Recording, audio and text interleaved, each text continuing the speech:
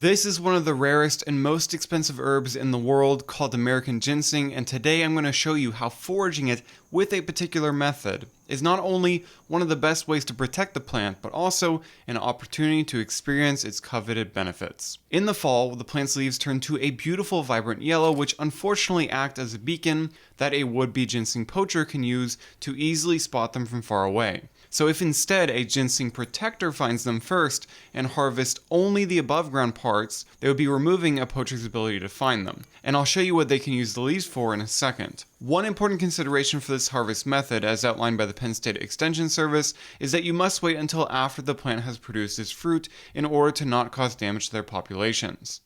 If the leaves of the plant are fully yellow, typically they'll already have dropped their fruit. But if you find them with the fruit still attached a little earlier in the year, this offers an even greater opportunity to help the plants. When the fruits are a vibrant red and detach easily from their stems, that means they're ripe and they yield about 1 to 3 seeds per fruit. Sadly, a lot of the seeds that drop to the floor naturally are eaten by bugs and never get a chance to germinate.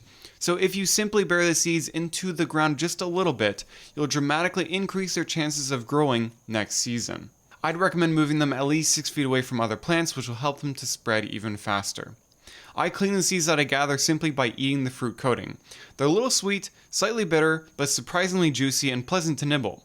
So what is the best time to harvest them this way? In Gather, my foraging app, we show you both when you can collect the seeds and the leaves of ginseng, all completely tailored to your exact location, along with a thorough lookalikes guide for this plant and many others too.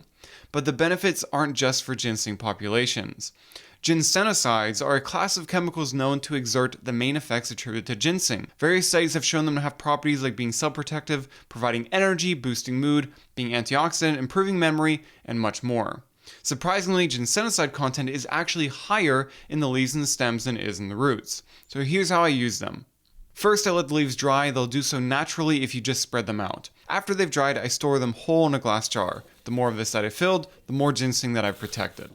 When I'm ready to have some, I'll put on some water to boil and then rub the leaves between my hands to break them up. I steep them for at least 10 minutes before finally enjoying the tea.